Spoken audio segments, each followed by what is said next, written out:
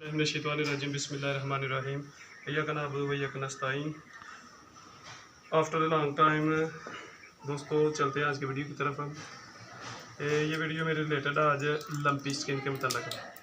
कुछ दोस्तों ने कल परसों से ना मुझे मैसेज कर रहे थे कि लंपी स्किन के बारे में कोई वीडियो अपलोड करें, तो अल्हम्दुलिल्लाह सुम अल्हम्दुलिल्लाह अल्लाह पाक का करम फजल से मेरे तकरीबन 3 जानवर जो है ना, ये जो मैं नुस्खे लगा रहा हूँ ना, उनसे काफ़ी हद तक बेहतर हुए हैं। वो भी आपको बताता हूँ, जो जो चीज़ें मैं यूज़ कर रहा हूँ वो मैं आपको बताता हूँ।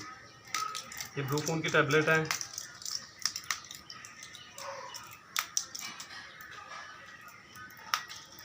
पाँच टैबलेट ब्रूफोन की लेनी है।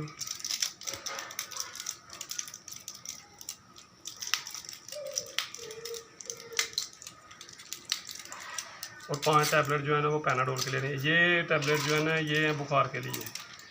इसके अलावा जो हमारे पास तीसरी टैबलेट है ना वो है एवल।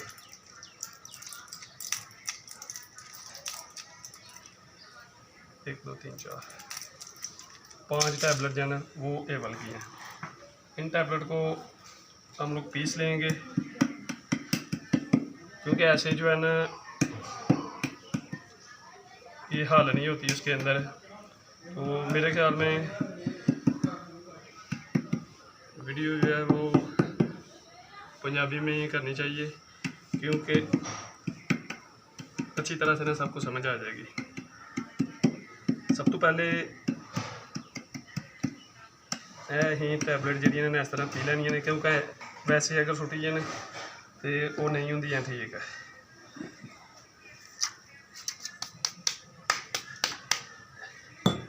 उस तो अलावा दही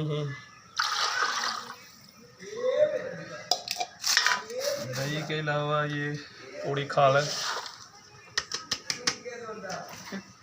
कौड़ी खाल तो अलावा जड़ा ना हल्दी हल्दी पाने तो बाद देसी तेल शुरू हो गया शुरू। ਇਹ ਸਾਰੀਆਂ ਚੀਜ਼ਾਂ ਅਸੀਂ ਜੀ ਕੁੱਟ ਲਈਆਂ ਨੇ।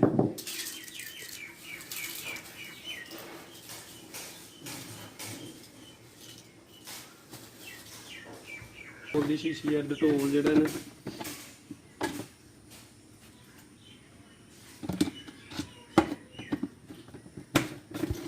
ਜਾਨਵਰਾਂ ਨੂੰ ਤੁਸੀਂ ਨੇ ਦਿਨ ਦੇ ਵਿੱਚ ਤਕਰੀਬਨ 3 ਦਫਾ ਡਟੋਲ ਦਾ ਪਾਣੀ ਜਿਹੜਾ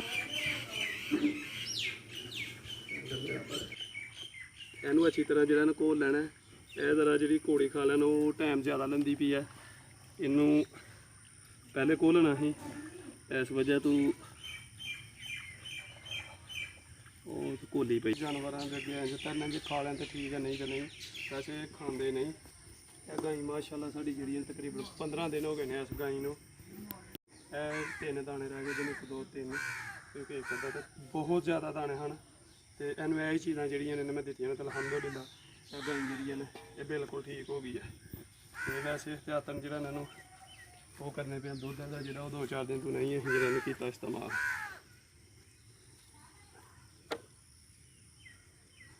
ਜਿਹੜਾ ਨਾ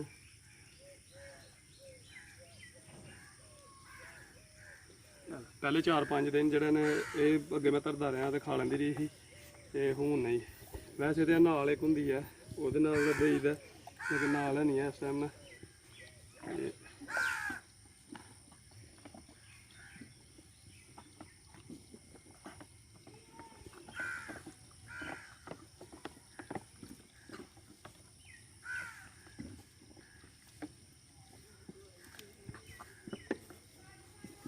दूसरी गाई है ये अगे धरो ये आपे खाई जाती है। तकरीबन को 2-3 घोटे जो इन्होंने पिलाने ने, तो यह भी माशाअल्लाह देख लो बिल्कुल बेहतर हो गई है। तो यही नुस्खा जो तकरीबन 15 दिन तो जो ला रहे हैं। ये बोतल सिर्फ वो इस्तेमाल करनी है जो डंगर हो ना खाए। पहले खा लेंगे रहे लेकिन हूँ नहीं खाता। तकरीबन 2-3 दाने ने भी, वो 3 दाने ने। बाकी अल्हम्दुलिल्लाह भी जरा बिल्कुल ठीक हो गया।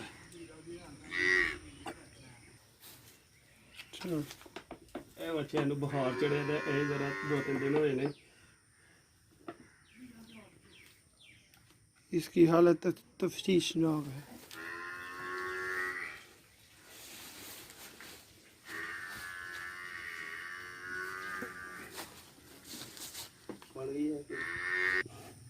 ਸ਼ੁਰੂ ਆ।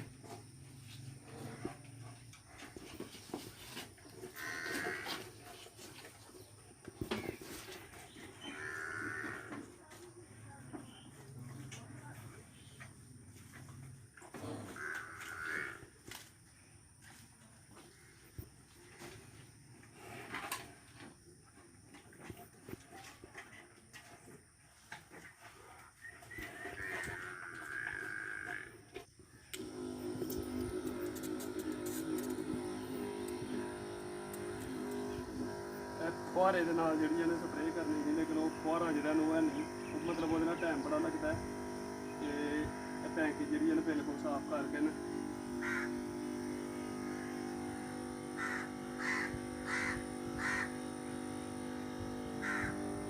अच्छी तरह ਜਿਹੜਾ ਨਾ ਤੁਸੀਂ ਇਹਨੂੰ ਸਪਰੇਅ ਨੂੰ ਕਰਨਾ।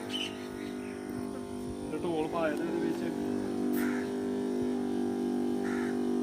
ਇਹਦਾ ਇਹ ਕੰਮ ਹੈ ਕਿ ਇਹਦੇ ਦਾਣੇ ਜਿਹੜੇ ਨੇ ਉਹ ਉੱਠਣ ਨਹੀਂ ਦਿੱਤੇ, ਜ਼ਿਆਦਾ ਬਾਲ ਛੱਡਣੇ।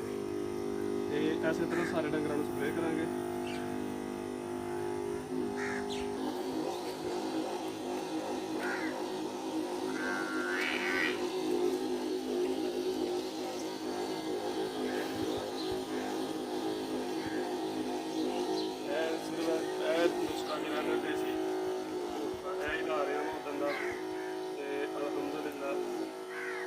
सामने डंगर ते अल्लाह पाक का बड़ा शुक्र है कि मेरे माशाल्लाह जिहड़ा ना वो गाई एक है उनको बच्चा एक अंदर वाली सारे डंगर जिहड़ा ना इस मसला ठीक होने सिर्फ बच्चा रह गया। बच्चे ने बाद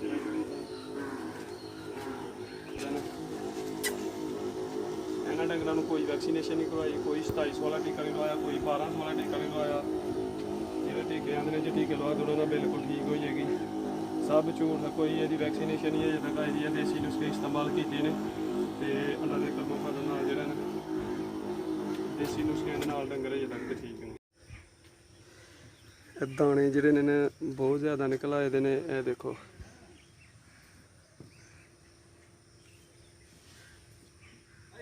डंगर जिहड़े ने बहुत तंग ने। इस वीडियो के नाल ही जिहड़ा ने एक तो मैं गौरमेंट ऑफ पाकिस्तान के अगे थोड़ी रिक्वेस्ट कराँगा कि जिहड़ा महकमा लाइफ स्टॉक दा इनू बिल्कुल ख़त्म कर दिओ। उसकी वजह कि इसदा कोई फ़ायदा नहीं हो रहा।